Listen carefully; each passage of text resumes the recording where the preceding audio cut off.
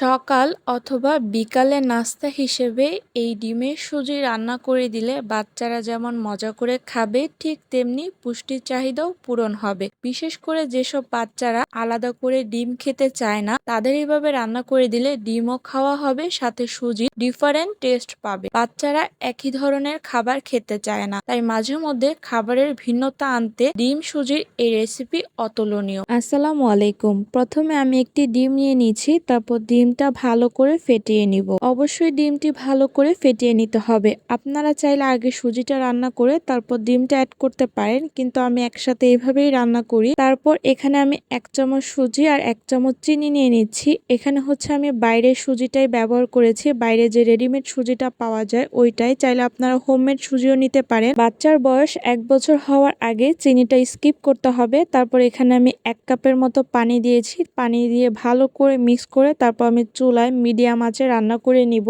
অবশ্যই ভালো করে নাড়াচাড়া করতে হবে যাতে ডিম সুজি একদম দলা পেকে না যায়। তারপরে এই তো 5 মিনিট আমার রান্না করলেই হয়ে যাবে ডিম সুজির রেসিপিটা। আপনাদের বাচ্চা যেভাবে খেতে পছন্দ করে ঠিক ওইভাবে আপনারা রান্না করবেন। আমার বাচ্চা বেশি ঘন খেতে পছন্দ করে না, তাই তো আমি রান্না করে নিলাম। আর যেহেতু বাচ্চার বয়স 2 বছর হয়নি, তাই এখানে আমি ফর্মুলা মিল্ক অ্যাড করেছি। ডক্টররা সাজেস্ট করে 2 বছর আগে গরুর দুধ না দিতে, তাই আমি এখানে ফর্মুলা মিল্ক অ্যাড করেছি। আপনার বাচ্চার বয়স যদি 2 বছর প্লাস হয় তাহলে আপনারা অবশ্যই গরুর দুধ অ্যাড করতে পারবেন। তো এই তো হয়ে গেল খুব মজাদার সুজির ডিমের রেসিপি। বাচ্চারা যেমন মজা করে খাবে, ঠিক তেমনি ডিমের পুষ্টি চাহিদাও পূরণ হবে। আল্লাহ হাফেজ।